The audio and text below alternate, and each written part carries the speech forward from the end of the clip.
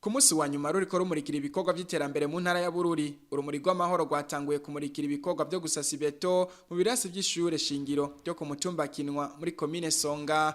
Urumuri rw'amahoro rwamurikiye kandi ibikorwa byo kubaka ishure shingiro Ruhongore riri muri komine Mugamba. Amakuru atangwa na bamwe mu bari mu ntwaro kuri uwo mutumba avuga ko iryo shure ryatanguye kubakwa mu 2012. Ibikorwa bica birahagarara biturutse ku kubura kw'ibikoresho. Leonidas Bandenza amaso uramatari w'intara ya Bururi akaba yasavye inama ya komine Mugamba kwicarira ico kibazo kugira kive mu nzira. Twosaba conseil communal yo kwishura kwikete bagumye bandika basaba ivyo bikoresho babishire no mu ntunganyo y'imyubako rusangi mu mwaka uzotangura wa 2024 kugira ngo ibi birasi bisigaye ari amabati mwumvise yuko ariho mugabo isimira kenewe amabuye ariho gravier iriho umusenyi uriho abene gihugu bafise ishaka yuko iyo shuri ibaho bari ngaha. Ibikorwa bikaba byasozerewe muri komine Matana aho urumuri rw'amahoro rwamurikiye ibikorwa byo kubaka inzu y'amanama ya komine hambavu yo kwibutsa abene gihugu ibijanye n'imbona kazoza y'u Burundi bwifashe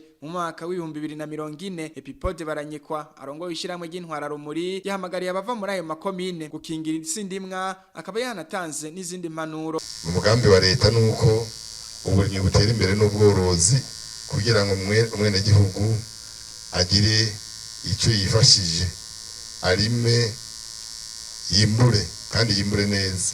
Mugarimo umurima ufise kazoza hari abarima badakingira uwo murima.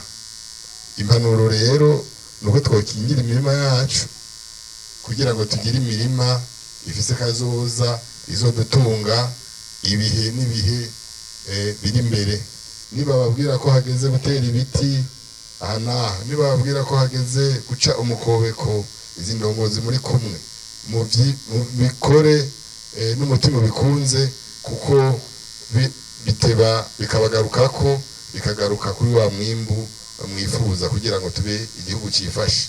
Intwara rumuri hose zaca zikaba zatanze imifuko 55 isahiriza mu bikorwa byo kubaka inyubako rusangi. Urumuri rw'amahoro aho gwaca hose rukaba rwasanganirwa mu kanyamuneza n'abene gihugu.